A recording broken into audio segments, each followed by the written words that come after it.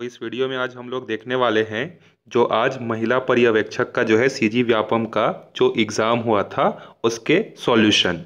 ठीक है, तो पहले हम लोग स्टार्ट करते हैं यहाँ पे करंट अफेयर्स के क्वेश्चन से। पहला जो क्वेश्चन करंट अफेयर्स का दिया हुआ था वो क्या था? ओमिक्रॉन सबसे पहले किस देश में पाए जाने की जानकारी विश्व स्वास्थ्य संगठन को मिली थी? बेल्जियम, इजराइल, दक्षिण अफ्रीका, ब्रिटेन। तो इसका सही आंसर क्या होगा? दक्षिण अफ्रीका में जो है सबसे पहले क्या हुआ था? ओमिक्रॉन के जो है पाए जाने की जो है पुष्टि जो है WHO ने जो है करी थी। दूसरा क्वेश्चन है, भारत के लिए बहुआयामी निर्धनता का प्रतिवेदन वर्ष 2021 में किसने जारी किया? वित्त मंत्री, भारतीय रिजर्व बैंक, नीति आयोग या विश्व बैंक? तो इसका सही आंसर क्या होगा? नीति आयोग जो है इसका सही आंसर जो है होगा। 28वें प्रश्न पे चलते हैं। वर्तमान में भारत की सकल घरेलू उत्पाद में किस क्षेत्र का योगदान अधिकतम है? प्राथमिक क्षेत्र, द्वितीयक क्षेत्र, तृतीयक या विनिर्माण? तो अभी जो टर्सरी जो सेक्टर है जो कि सेवा क्षेत्र के नाम से भी जाना जाता है, इसका जो योगदान है भारत के सकल घरेलू उत्पाद में सबसे ज्यादा है। उसके बाद 29वां प्रश्न क्या दिया हुआ था?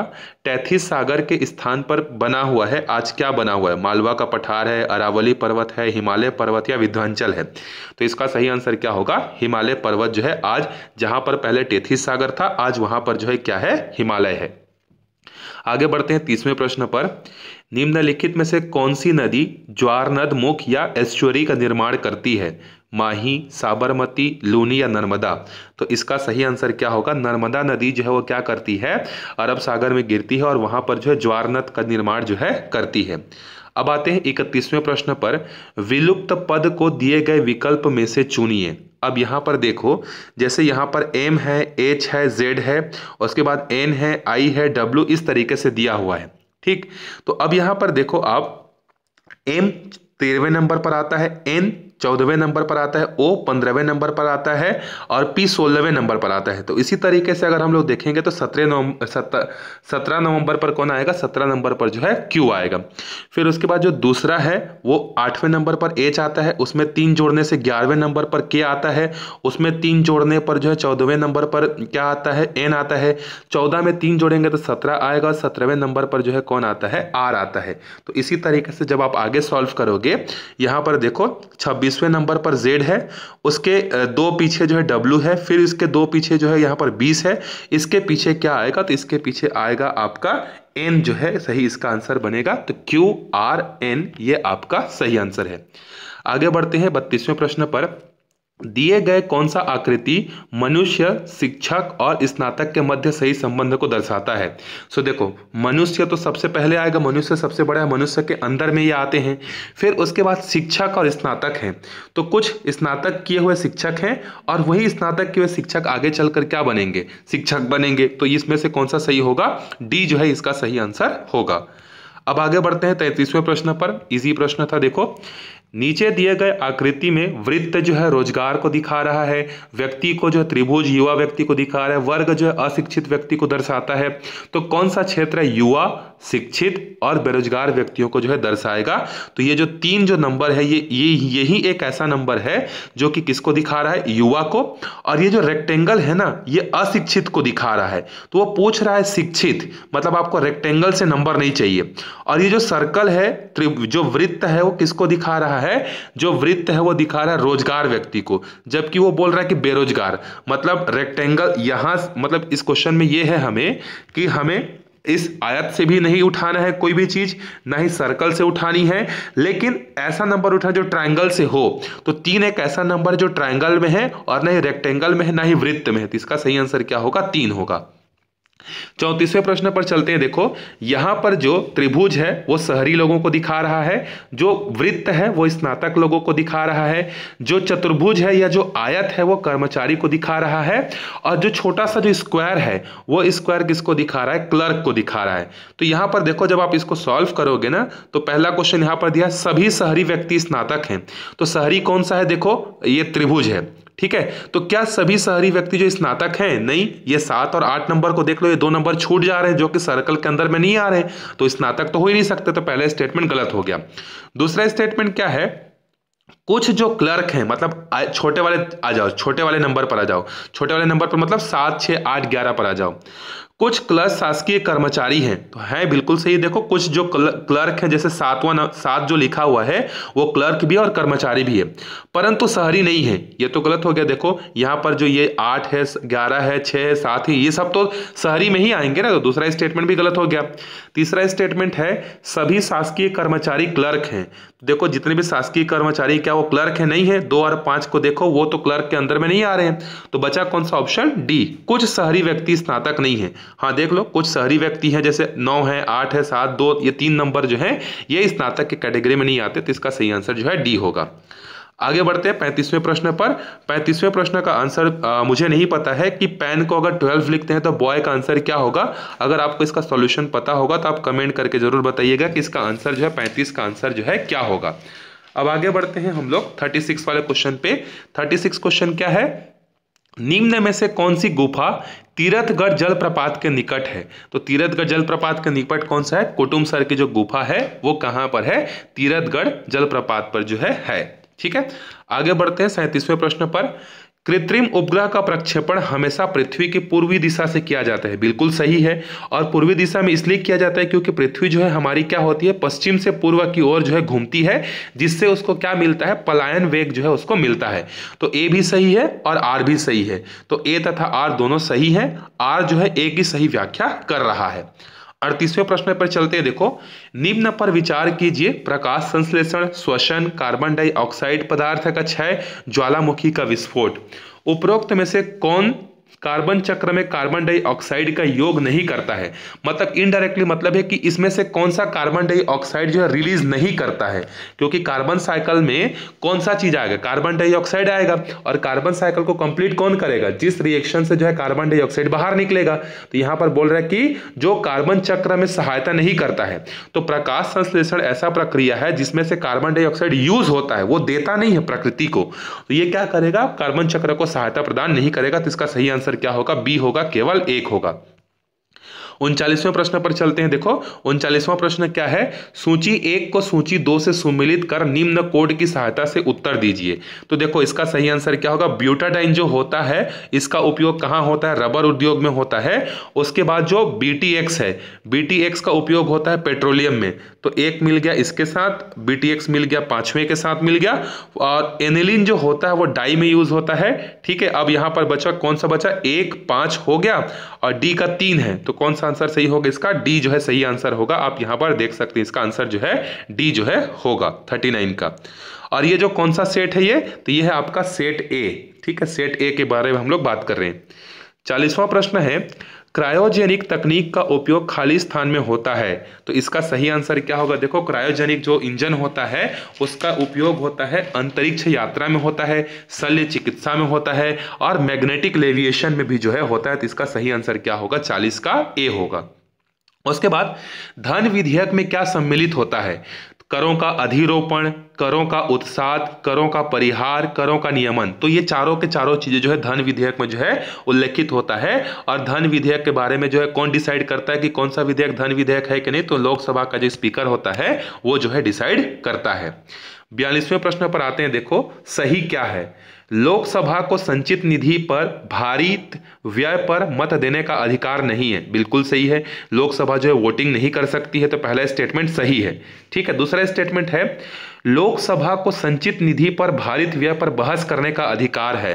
ठीक है, तो संचित निधि पर भारित व्यय पर जो है बहस करने का अधिकार है। बहस कर सकते हैं लेकिन वोटिंग नहीं कर सकते। ऊपर वाले में वोटिंग दिया है, नहीं कर सकते हैं, स्टेटमेंट सही है।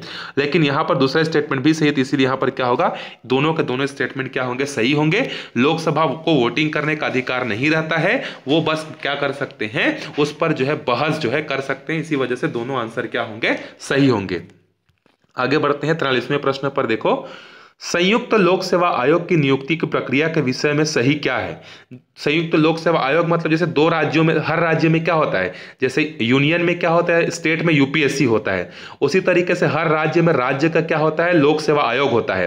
तो अगर 2 राज्यों को मिलाकर या 2 राज्यों का एक कॉमन या 2 राज्यों के एक ही अध्यक्ष बनाने हैं लोक सेवा आयोग के, जैसे 2 राज्यों के एक ही राज्यपाल होते हैं कि नहीं? 2 से 3 राज्यों के एक ही राज्यपाल हो सकते हैं।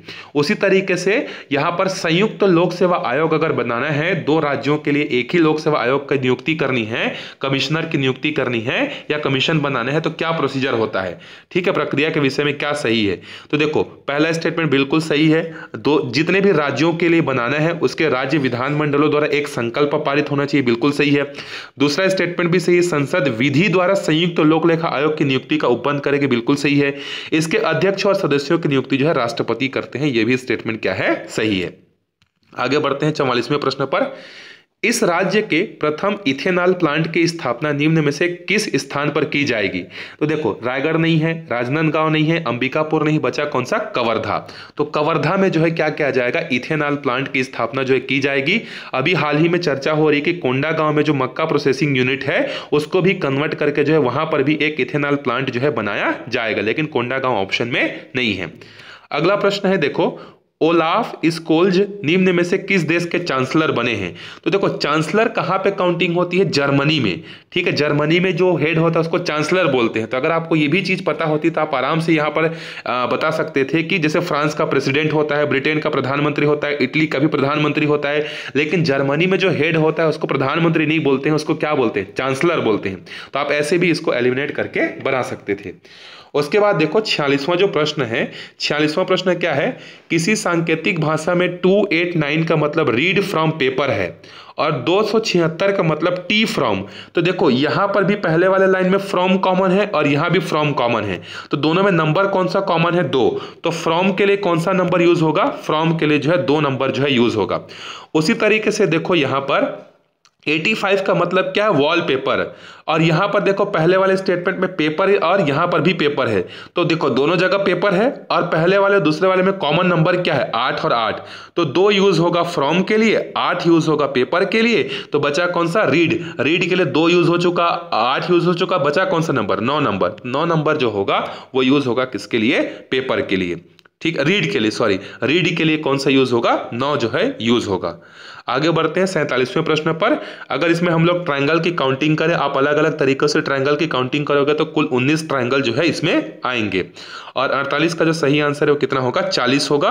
49 का जो सही आंसर है यहाँ पर आप देख सकते हो कितना आएगा, W जो है इसका सही आंसर जो है बनेगा। उसके बाद 50वां जो प्रश्न है, विलुप्त पद जो ज्ञात करनी है, ये इसका आंसर तो मुझे अभी मिला नहीं है, मतलब मैंने बनाने की कोशिश की बट इसका आंसर मुझसे नहीं बना, तो मैं इस क्वेश्चन को छोड़ दे रहा हूं। अगर आपको आंसर पता होगा तो आप बताइएगा। 91वें प्रश्न पर चलते हैं, 51 पर। इस राज्य को प्राप्त 2021 के राष्ट्रीय पुरस्कारों की संख्या को उसके योजना अथवा अभियानों से सुमेलित कीजिए। तो देखो इसका अगर एक आंसर अगर आपको पता है तो आप इसका बड़े आराम से मिला सकते थे। जो राष्ट्रीय पंचायत अवार्ड है, छत्तीसगढ़ को कितने कुल मिलाकर पंचायत अवार्ड मिला हुआ है, 12 जो है पंचायत अवार्ड जो है मिला हुआ है। आपने करंट अफेयर्स के मेरे वीडियोस में भी देखे होंगे कि कुल मिलाकर जो है यहाँ पर 12 जो है अवार्ड जो है मिला हुआ है। तो बी का कौन सा होगा, 4 होगा। तो देखो बी का 4 कौन सा है, सिर्फ और सिर्फ ही है, ऑप्शन बी जो है सही है कि बी का कौन सा है, 4 होगा। उसके बाद ग्राम स्वराज अभियान में कितना होगा, 9 होगा। उसके बाद देखो दिव्यांगजनों के कल्याण हेतु 3 पुरस्कार मिला है, पोषण अभियान में कार्य हेतु 5 मिला है, तो बी जो है 51 का सही आंसर होगा। 52 का देखो, इस राज्य में हाथियों के लिए विशेष रूप से बनाए गए अभ्यारण्य का नाम क्या है। बहुत ही ज्यादा अभी न्यूज में है, और न्यूज में कौन है, लेमरू, ठीक है। लेमरू जो है यहाँ पर जो है कवर्धा में जो बिलोंग करता है, जहां पर 1995 वर्ग किलोमीटर को जो है सिर्फ और सिर्फ हाथियों के लिए जो है रिजर्व किए जाने की बात हो रही है। 53 प्रश्न पर आते हैं। देखो, शिवाजी के काल की घटनाओं को उनके वर्ष से सुमेलित कीजिए। तो देखो पुरंदर की संधि कब हुई थी, 1665 में हुई थी, तो ए का होगा 3। शिवाजी का राज्याभिषेक जो हुआ था वो कितने साल बाद हुआ था, 9 साल बाद हुआ था, 1674। उसके बाद जो है सूरत की जो प्रथम लूट है वो 1664 में हुई थी, और उसके बाद शाइस्ता खां से जो संघर्ष हुआ था 1673 में हुआ था, उसके बाद ही इनका राज्याभिषेक जो है हुआ था। तो इसका सही आंसर कौन सा होगा, 53 का सही आंसर जो है सी जो है इसका सही आंसर होगा। आगे बढ़ते हैं 54वें प्रश्न पर। ब्रिटिश काल के विरुद्ध जनजाति विद्रोह के नेता सिद्धू एवं कान्हू किस समुदाय से संबंधित थे। तो ये जो है संथाल समुदाय से जो है क्या थे, संबंधित थे। उसके बाद 55 क्वेश्चन पर आते हैं। देखो, संविधान के अनुच्छेद 20 के अनुसार अपराधों के दोष सिद्धि के संबंध में संरक्षण में क्या शामिल है? तो इसमें देखो कार्योत्तर विधि से संरक्षण शामिल है, protection from x post facto law ये शामिल है, प्रोटेक्शन फ्रॉम डबल जियोपार्डी मतलब दोहरे दंड से संरक्षण भी है, लेकिन यहां पर प्रोटेक्शन फ्रॉम सेल्फ इंक्रिमिनेशन नहीं होगा, यहां पर प्रोटेक्शन की जगह आएगा प्रोहिबिशन, मना है, आत्म अभिशंसन करने से मना है। आप मना करोगे कि आपको कोई आपके अगेंस्ट जो है खड़ा नहीं कर सकता, तो बी जो है इसका सही आंसर जो है होना चाहिए। उसके बाद देखो विषमता को पहचानिए, तो इसमें विषमता का सही आंसर क्या होगा? सी और पी होगा। देखो ये जितने भी विषमता को पहचानने वाले जो प्रश्न होते हैं इसमें कई सारे लॉजिक लगते हैं, ठीक है। तो आपके हिसाब से हो सकता है कि जी और एल लिया होगा आपने या एच और जे को लिया होगा, तो इसके कंफर्म्ड आंसर जो व्यापम लेता है वही हो सकता है, क्योंकि आप यहाँ पर देखो जैसे 7वें नंबर पर जी आता है, 8वें नंबर पर एच आता है, 9वें नंबर पर आई आता है, लेकिन सी तो तीसरे नंबर पर आता है, तो बहुत दूर है। तो 7, 8, 9 ये क्या है? कंटिन्यूअसली नंबर के फॉर्म में है, लेकिन सी नहीं है, तो इस लॉजिक के हिसाब से सी और पी होगा। उसके बाद 57 वाले पर आते हैं। देखो विषम संख्याओं के युग्म को चुनिए, विषम संख्याओं का युग्म जो है कौन सा होगा? तो देखो 8 और 320, 7 और 4, 4, 1, 9 और 243 और 6 और कौन सा है? 108। तो 57 का जो है सही आंसर कौन सा होगा? 57 का सही आंसर होगा 8 और 320। क्यों? क्योंकि यहां पर जितनी भी संख्याएं हैं, जैसे 441 है, तो 441 को हम लोग क्या लिख सकते हैं? 9 के गुणा के फॉर्म में लिख सकते हैं। 9 गुणित 7 करो, ठीक है। जैसे यहां पर 441 है, 441 को हम लोग क्या लिख सकते हैं? 7 गुणित 9 लिख सकते हैं। आप करके देखना, 7 7 49, 49 निया जो है 400 ये होगा। उसी तरीके से दूसरा ऑप्शन क्या है? देखो 243 को आप 9 गुणित 27 लिख सकते हो, ठीक है। उसके बाद जो है 108 को आप क्या लिख सकते हो? 6 गुणित 9 गुणित 2 कर सकते हो, लेकिन जो 320 है आप उस 320 को 9 के गुणा के फॉर्म में नहीं लिख सकते, तो इसीलिए यहां पर विषम जो है क्या होगा? 8 और 320 होगा। इसमें भी अलग अलग लॉजिक्स होते हैं, ठीक है। तो अब व्यापम जो करेक्ट आंसर लेगा वो इसमें रीजनिंग में आप कंफर्म नहीं बोल सकते कि यही सही आंसर होगा करके। 58 वाले पे चलते हैं। देखो गलत पद को चुनिए। अब देखो 4 और 11 में 7 का डिफरेंस है, 11 और 25 में 14 का डिफरेंस है, तो 7 दूने 14 डबल है। उसी तरीके से जब इधर से आओगे 445 में देखोगे और 221 में अंतर देखोगे तो 224 का है। 221 और 109 में देखोगे तो 224 का जस्ट आधा है। तो 112 का जो आधा है वो 112 का जो आधा और 109 और 46 में अगर अंतर देखते तो 63 का है, जबकि 112 का आधा कितना होना चाहिए था? 56 होना चाहिए था। और इधर से भी अगर आप देखते हो 46 और 25 में डिफरेंस तो कितने का है? 46 और 25 में डिफरेंस जो है यहाँ पर कितने का है? यहाँ पर 21 का है, जबकि 14 दूनी 28 का डिफरेंस होना चाहिए। तो इसमें से जो रॉन्ग जो बीच में नंबर आ गया वो 46 है, ठीक है। और उसके बाद 59वें नंबर पर चलते हैं। तो 59वें नंबर का जो सही आंसर जो होगा इसका आंसर आप मुझे बताइएगा कमेंट करके कि इसका आंसर जो है क्या होगा करके, मुझसे बना नहीं ये वाला क्वेश्चन। 60वें प्रश्न पर चलते हैं। देखो 60वां प्रश्न जो है क्या है? देखो 3 का पेयर है। देखो जैसे आई जो है 7वें नंबर के लिए, जे जो है आई जो है 9वें नंबर के लिए है, और यहां पर देख सकते हो आप कि जो जे है, मैं आपको जूम करके दिखा देता हूं क्या होगा। देखो यहां पर आई के लिए 9 है, जे के लिए 7 है, ई के लिए 5 है। फिर 9 के बाद देखो तीसरा जो पेयर है 10 है, फिर 7 के लिए 7 के बाद जो है यहाँ 8 है, 5 के बाद जो है 6 है। उसी तरीके से अगला देखो इसका पहला जो इसका 3 का पेयर बना के देखो, तो 10वें का क्या है? 11वां है, 8 का क्या है? 9 है, 6 का क्या है? 7 है। तो 11वें के बाद अगला जो तीसरा जो पेयर बनेगा 12वें नंबर का होगा, और 12वें नंबर का लेटर कौन सा होता है? एल होता है। तो इसका सही आंसर 60 का जो है एल जो है इसका सही आंसर जो है होगा। अब आगे बढ़ते हैं हम लोग यहाँ पर 60 के बाद जो है 61 पर, ठीक है। 61 पर हम लोग चलते हैं। इनमें से कौन सा जो शब्द है वो शब्द जो है देशज शब्द नहीं है? इसका जो सही आंसर है वो फाटक जो है होना चाहिए। फाटक जो है देशज शब्द नहीं होना चाहिए, लेकिन कंफर्म नहीं हूं मैं। आपको जो सही आंसर पता होगा आप कमेंट करके बताइएगा। अतिथि का पर्यायवाची शब्द है। अतिथि का जो पर्यायवाची शब्द होता है वो क्या होता है? अभ्यागत होता है, ठीक है। आगे बढ़ते हैं। शुद्ध शब्द की पहचान कीजिए। तो शुद्ध शब्द कौन सा है? अभिषेक, बी इसका सही आंसर है। यहां पर सही शुद्ध वाक्य की पहचान करनी है अगेन। तो शुद्ध वाक्य क्या होगा? उसने उसके गले में फूलों की माला डाली, डी जो है सही इसका आंसर जो है होगा। वाक्य का आवश्यक तत्व नहीं है। तो वाक्य का जो आवश्यक तत्व है सार्थकता होता है, योग्यता होता है, पद क्रम होता है, लेकिन वाक्य का जो है आवश्यक तत्व जो है नहीं है उद्देश्य। ठीक है। उसके बाद 66वें प्रश्न पर चलते हैं। देखो 66वां प्रश्न क्या है, शुद्ध शब्द की पहचान कीजिए। तो आशीर्वाद कौन सा होगा, वर्तनी के हिसाब से जो है सी जो है इसका सही आंसर होगा। ठीक है, आशीर्वाद।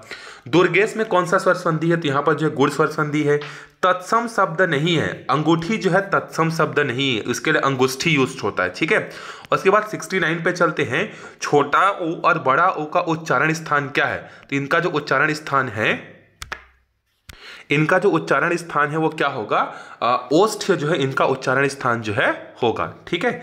70वें प्रश्न पर चलते हैं। नवरात्र में कौन सा समास है, तो देखो 70वां जो प्रश्न है उसमें नवरात्र में कौन सा समास है पूछा हुआ है, तो नवरात्र में जो है द्विगु समास है। ठीक है। इसके बाद आगे बढ़ते हैं हम लोग अपने अगले प्रश्न पर। कौन सा क्वेश्चन है, 71 में क्या दिया, देखो छत्तीसगढ़ी भाषा की लोक कथा फूलबासन में किसकी कथा है, तो फूलबासन जो है उसमें सीता और लक्ष्मण की जो है कथा है। छत्तीसगढ़ी शब्द खास का हिंदी अनुवाद क्या होगा, खास को हम लोग क्या बोलते हैं, विशिष्ट बोलते हैं। हिंदी शब्द संयोजक का छत्तीसगढ़ी में अनुवाद क्या होगा, जोरैया, जोड़ने वाला को जोरैया बोलते हैं। ठीक है। तो बी इसका करेक्ट आंसर होगा 73 का। 74 क्या, देखो छत्तीसगढ़ी का प्रारंभिक लिखित रूप कब से माना जाता है, तो 1703 से जो है छत्तीसगढ़ी का लिखित रूप से जो है भाषा जो है माना जाता है। पश्चिमी छत्तीसगढ़ी किससे प्रभावित है, तो बुंदेली और मराठी शब्द से जो है ये प्रभावित है। अब देखो इंग्लिश यहां से स्टार्ट हो जाएगा। देखो the new tower blocks are stronger than old building, तो यहाँ पर दो चीज़ों का कंपैरिजन होगा, तो कंपैरिजन होने के लिए जो है कंपैरेटिव जो है यूज होता है। Choose the correct antonyms of the word invigorate. Invigorate का मतलब होता है एनर्जेटिक होना, तो एनर्जेटिक का जस्ट उल्टा क्या होगा, डल होना, आलसी होना। ठीक है। Fill in the blank. The boys are eager dash to the higher classes, तो टू बी प्रमोटेड, छोटे बच्चे जो है क्या है वो बहुत ही ज्यादा क्या है एक्साइटेड है कि वो बड़े क्लासेस में क्या हो रहे हैं, प्रमोट हो रहे हैं करके। ठीक है। और उसके बाद 79 वाले क्वेश्चन का देखते हैं। तो सही स्पेलिंग कौन सा लिखा हुआ है यहाँ पर, तो सही स्पेलिंग जो इसका लिखा हुआ है वो ए है, UN अनस्क्रब प्लस करके जो ये वाला जो लिखा हुआ है ए। ठीक है। आगे देखते हैं 80 वाला। He jumped off the bus while it was moving, जब बस चल रहा था तो उसने क्या किया, जंप कर दिया। अगला क्वेश्चन देखते हैं 81। Choose the correct passive sentence, passive voice बनानी है यहाँ पर। He has to sell the house, तो इसका सिंपल सा क्या होगा, house has to be sold by him, पहला इसका सही आंसर जो है होगा। अगले प्रश्न पर चलते हैं। These people dash house were destroyed in the earthquake need our help. Whose जो है यहाँ पर 20 जो है सही आंसर होगा, whose house were destroyed. Choose the one word substitute. One who is against the religion, जो religion के against में होता है इसको क्या बोलते हैं, heretic बोलते हैं। 84 पे चलते हैं। Choose the correct synonyms of the word squalid. Squalid के लिए जो सही आंसर होगा वो क्या होगा, filthy. ए जो है इसका सही आंसर जो है बनेगा। ठीक। 85 पे चलते हैं। There were hardly 20 people there, hardly होगा मतलब ज्यादा से ज्यादा वहां पर 20 लोग जो हैं। अब यहां पर चलते हैं मैथ्स वाले सेक्शन पर चलते हैं। देखो तो मैथ्स वाले सेक्शन में क्या दिया, देखो किसी माल का जो है 2/3 भाग 5% के लाभ पर बेचा गया, ठीक है, और बचा हुआ 2% हानि पर बेचा गया। यदि कुल लाभ 400 रुपए है तो माल का मूल्य कितना होगा। देखो जब आपको इस तरीके का 2/3 वाला देता है ना, तो आपको थोड़ा सा दिमाग लगाना है। 2/3 मतलब आपको कोई ऐसा नंबर मिलेगा जो 3 से डिविजिबल होगा, थोड़ा सा ऐसा आप बोलोगे, क्योंकि डेसिमल वाले नंबर जनरली नहीं देगा। तो 20,000 आपका ऐसे ही एलिमिनेट हो जाएगा। तो बचा क्या, 12,000 जो है 3 से डिविजिबल होता है और 15,000 भी 3 से डिविजिबल होता है। तो 12 या 15 में से कोई एक होगा। तो देखो जब आप 15,000 रुपए का 2/3 लोगे तो 15,000 रुपए का 2/3 कितना आ जाएगा, 10,000 रुपए। अब अगर 10,000 रुपए पर 10,000 रुपए आएगा ना 2/3, तो 10,000 रुपए पर 5% का प्रॉफिट हुआ, तो 10,000 पे कितना प्रॉफिट हुआ, 10,000 का 5% 50 रुपए, और 10,000 2/3 पार्ट था, तो जो बचा हुआ 1/3 है 5,000। 5,000 पर जो है 2 रुपए का हानि हुआ। 2 रुपए का हानि हुआ मतलब कितना हो जाएगा, ये 100 रुपए।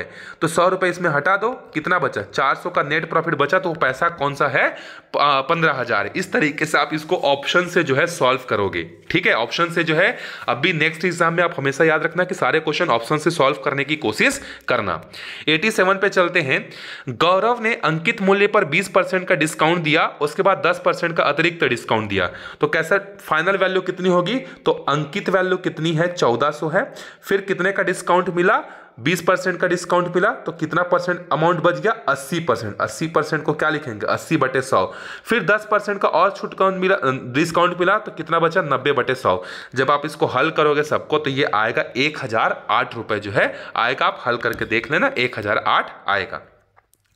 एक कमरा चौड़ाई से आधा अधिक है, एक जो कमरा है उसकी जो चौड़ाई है वो लंबाई से आधा अधिक है। देखो ये बहुत ही लंबा क्वेश्चन सॉल्व होगा और इस क्वेश्चन का जो सही आंसर होगा 966 जो है इसका सही आंसर होगा।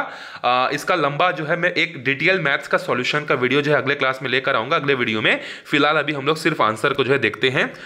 89 देखो, 3 टंकियों के आयतन का अनुपात 3:4:5 है, उसमें दूध और पानी का मिश्रण भरा हुआ है, उन मिश्रणों में जो इतना इतना इतना इतना है, तो इसका जो सही आंसर होगा वो कितना होगा, 157:53 जो है होगा। जब मैं इसका डिटेल वीडियो लेकर आऊंगा तो वहां पर मैं एक एक स्टेप में आपको समझाऊंगा कि इसका आंसर जो है कैसे ये होगा करके, ठीक है। बड़े क्वेश्चन है ये। 90 वाले पे चलते हैं। वह क्या अनुपात होगा जिसका अंतर जो है 40 है और मान 2/7 है। तो देखो आप दूसरे ऑप्शन को ऐसे एलिमिनेट कर सकते हो क्योंकि इन दोनों का जो अंतर है वो 40 का नहीं है। उसके बाद ए में भी देखो दोनों में 40 का अंतर नहीं है, लेकिन सी है उसमें 40 का अंतर है। 56 में से 16 माइनस करोगे तो 40 आएगा, तो आप ऐसे ही इसको टिक कर सकते थे। फिर उसके बाद देखो क्या 16 और 56 का अनुपात 2/7 आता है, यस। 8 दूने 16, 8 7 56, तो यहां पर ऑप्शन से जल्दी बन जाते हैं यहां पर सी। 91 प्रश्न पर चलते हैं। एक मोटर यात्री 150 किलोमीटर की दूरी को 50 किलोमीटर प्रति घंटा की रफ्तार से तय करता है और वापस भी आता है। देखो जब इस तरीके का क्वेश्चन मिलता है कि जब कोई आदमी एक लोकेशन से दूसरे लोकेशन पर कुछ स्पीड से जाता है और वापस उसी रास्ते पर उसी दूरी को कुछ स्पीड से वापस आता है, तो उसकी यात्रा की जो कुल जो औसत चाल होती है वो किस फॉर्मूले से निकलता है, वो निकलता है आपका 2xy बटे में x प्लस वाई। तो देखो 2 गुणित पहली स्पीड कितनी है, 50 की है, गुणित 30, तो 2 गुणित 50 गुणित 30 बटे में 50 धन 30। जब आप इसको हल करोगे ना तो हल करोगे तो ये 37.5 जो है आएगा। तो इसका सही आंसर क्या होगा, 37.5 जो है इसका सही आंसर होगा। 92 का देखो, यदि दो संख्याओं का योग 55 है, ये भी लंबा सॉल्यूशन है। दो संख्याएं कौन कौन सी मानोगे आप, कोई भी दो संख्याएं x और y मान लिए जैसे, या फिर पहला संख्या जो है मान लो x है, दूसरा संख्या जो है x माइनस 55 है। तो ये दो संख्याएं हैं और उनका एलसीएम और उसका एचसीएफ दिया है। तो आपको एक चीज पता होगा कि दो संख्याओं का जो योग होता है, जो दो संख्याओं का जो गुणनखंड होता है, जैसे यहां पर दो संख्याएं x और x माइनस 55 है, इनका जो प्रोडक्ट होता है वो एलसीएम और एचसीएफ के प्रोडक्ट के बराबर होता है। तो एलसीएम भी दिया है, एचसीएफ भी दिया है। कितना दिया है, इधर रखोगे 5, इधर रखोगे 120, तो कितना हो जाएगा, ये हो जाएगा 12 पंचे 60, 600। और इधर किसको गुणा करोगे तो कितना हो जाएगा, x² माइनस 55x और ये माइनस 600 बराबर 0। एक वर्ग समीकरण जो है बनेगा। वर्ग समीकरण क्या बनेगा, x² माइनस 55x धन 600 बराबर 0। इस वर्ग समीकरण को जब आप तोड़ोगे ना, तोड़ने के बाद आप जब हल करोगे तो आपको दो संख्याएं कौन सी मिलेंगी, 40 और 15 जो है मिलेंगी। वो संख्याएं कौन सी होंगी, 40 और 15 होंगी। तो अब आपको इसका 40 और 15 का योग निकालना है। तो 1/40 धन 1/15 जब करोगे तो ये किसके बराबर आएगा, 11/20 के बराबर, 120 के जो है आएगा। आप करके देखना, इसका सही आंसर जो है आएगा, या फिर मेरा डिटेल वीडियो जो आएगा उसमें आप इसको देख सकते हो। उसके बाद 93 वाला प्रश्न क्या है, देखो 4 अलग विद्युत उपकरण प्रत्येक 30 मिनट, 1 घंटा, 1.5 घंटा, 1 घंटा 45 मिनट के अंतराल पर क्रमशः सीटी बजाते हैं। यदि दोपहर 12 बजे सभी एक साथ सीटी बजाएं तो अगली बार वो कब बजाएंगे। तो इस तरीके का जब भी क्वेश्चन रहता है ना, तो आपको करना है क्या है, सबको मिनट में बदल लो। 30 मिनट, 1 घंटा मतलब 60 मिनट, 1.5 घंटा मतलब 90 मिनट, 1 घंटा 40 मिनट मतलब 105 मिनट। तो 105 जब भी इस तरीके का क्वेश्चन पूछता है कि तीनों अगली बार कब एक साथ बजेंगे, सिग्नल वाला क्वेश्चन रहता है कि पहला सिग्नल इतने समय में जलता है, दूसरा सिग्नल इतने समय में जलता है, बताओ तीसरा सिग्नल कब जलेगा। उसमें भी आपको एलसीएम लेना है। जब आप इन सबका एलसीएम लोगे तो इसका जो एलसीएम है वो आएगा आपका 1260। फिर 1260 को जब आप 60 से डिवाइड करोगे तो आएगा 21 घंटा। तो वो एक साथ कब बजेंगे, 21 घंटे बाद। तो 12 के 21 घंटे बाद कितना बजेगा, 12 बजे के दोपहर में 12 घंटे जोड़ोगे तो रात का 12 हो जाएगा, रात के 12 में 9 जोड़ोगे तो सुबह का 9 बजेगा। तो यहां पर कौन सा सही आंसर होगा, बी जो है इसका सही आंसर होगा। 94 प्रश्न पे देखते हैं, किसी संस्थान का विद्युत बिल जो है आंशिक रूप से नियत और आंशिक रूप से विद्युत इकाई के खर्च पर निर्भर करता है। अब देखो, किसी संस्थान का जो इलेक्ट्रिसिटी का जो बिल है वो एक कांस्टेंट चीज पर डिपेंड करता है। मान लेते हैं वो कांस्टेंट कितना है, x है, और हर यूनिट का 1 यूनिट खर्च करने से y रुपए आता है, 2 यूनिट खर्च करने से 2y, 3 यूनिट खर्च करने से 4y। तो इसी तरीके से यहां पर ये x और जितना यूनिट खर्च हुआ इंटू y करने से उस महीने का पूरा खर्चा जो है निकलता है। तो यहां पर बोल रहा है, देखो किसी महीने की बात हो रही है, तो मान लेते हैं फिक्स्ड जो कॉस्ट है वो x है और कितना खर्च हुआ 540। तो एक इकाई का हमने माना है कि एक इकाई का जो खर्चा वो y रुपीस है, तो 540 इकाई का कितना होगा, 540 गुणित y बराबर 1800। फिर दूसरे महीने के लिए भी फिक्स्ड कॉस्ट होगा और कितना यूनिट खर्च हुआ है, यहाँ पर 620y होगा और कितना पैसा खर्चा हुआ 2040 रुपए। इन दोनों समीकरणों को जब आप घटाओगे, हल करोगे तो y की वैल्यू 3 आएगी। ठीक है, मतलब प्रति इकाई जो खर्चा है, मतलब 1 यूनिट खर्च करने पर 3 रुपए बिजली बिल आएंगे। तो यहां पर बोल रहा है, और जो फिक्स्ड कॉस्ट है वो फिक्स्ड कॉस्ट कितना आएगा, देखो यहां पर 120 रुपए जो है वो और आएगा। ठीक है, तो y का मान हमारा कितना हो गया, देखो जो y का मान था वो 3 रुपए आया हुआ था, और फिर जब यहां पर हम लोग उसको वापस से सॉल्व करेंगे तो 1500 और 180 रुपए आएगा x का मान। आप हल करके देखना, x का मान जो है 180 रुपए आएगा। मतलब जो यहां पर आंशिक रूप से जो नियत है, जो कांस्टेंट जो खर्चा है, जो फिक्स्ड जो पार्ट है वो 180 रुपए होना ही है। फिर हर इकाई पर 3-3 रुपए, तो 500 इकाई खर्च हुआ तो एक इकाई का 3 रुपए है, 500 इकाई का हो जाएगा 1500 रुपए, ये इकाई का खर्च हुआ। फिर 180 रुपए तो फिक्स्ड कॉस्ट है, दोनों को जोड़ेगा तो कितना होगा 1680 रुपए जो है सही आंसर जो है इसका बनेगा 1680 रुपए। चलो आगे बढ़ते हैं 95 वाले क्वेश्चन पे। एक वस्तु x का भाव प्रति वर्ष 40 पैसे बढ़ता है जबकि y का भाव 15 पैसे बढ़ता है। कोई वस्तु है x, उसका भाव जो है हर साल 40 पैसे बढ़ जाता है और y का जो भाव है वो 45 पैसे बढ़ जाता है। यदि वर्ष 2001 में वस्तु x का भाव 4 रुपये 20 पैसे था और वस्तु y का जो भाव है वो 6 रुपये और 30 पैसे था, तो किस वर्ष वस्तु x का भाव y के भाव से जो है 40 पैसे अधिक होगा। तो इसको कैसे सॉल्व करेंगे, देखो इसको भी ऑप्शन से सॉल्व करो। पहला ऑप्शन को अगर हम लोग देखते हैं तो पहला ऑप्शन हमारा क्या है, देखो 2011 मतलब 10 साल। तो 10 साल में जो x का जो भाव है वो कितना बढ़ जाएगा 4 रुपए। तो भाई पुराना भाव कितना है 4.20, 10 साल में बढ़ जाएगा ये 4, तो ये हो जाएगा 8.20 10 साल बाद। और y का भाव 10 साल में कितना बढ़ेगा, हर साल बढ़ता है 15, तो 10 साल में कितना बढ़ेगा 150 पैसे, मतलब 1 रुपए और 50 पैसे। तो पुराना भाव है 6 रुपए 30 पैसे और जो अगला भाव जो होगा वो 1.50 होगा, मतलब कितना हो गया ये हो गया 7 रुपए और 80 पैसे। यही आंसर है। देखो x का भाव y के भाव से कितना है 40 पैसे ज्यादा है और आगे जाने की जरूरत ही नहीं है। इसका सही आंसर क्या होगा, ए जो है इसका सही आंसर जो है होगा। ऑप्शन से बनाते तो आपका आंसर आ जाता। आगे बढ़ते हैं 96 वाले क्वेश्चन पे।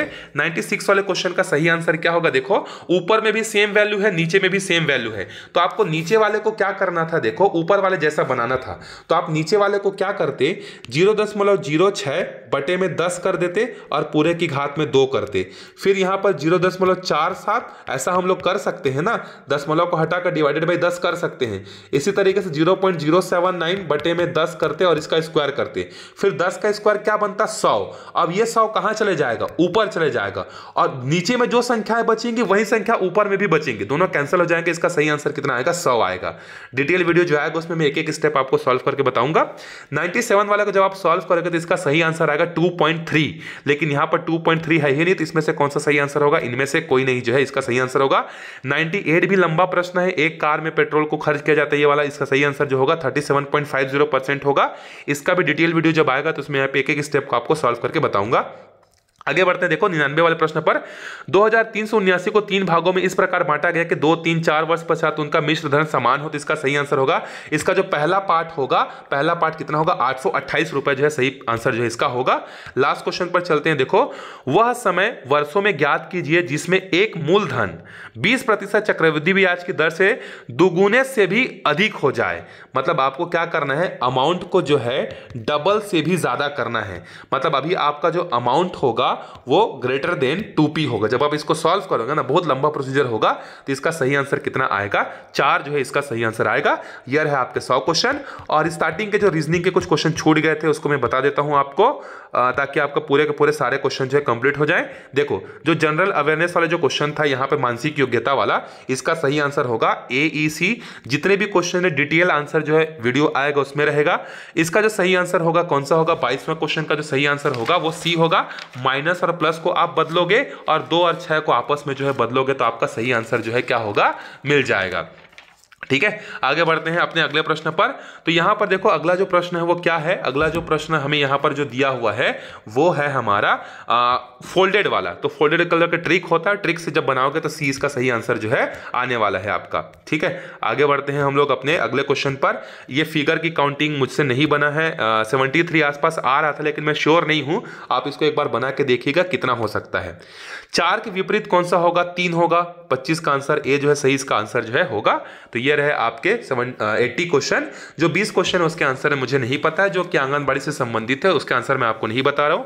तो इस वीडियो को ज्यादा से ज्यादा लोगों तक शेयर कीजिए। मिलते हैं डिटेल सॉल्यूशन पर, तब तक के लिए बाय बाय।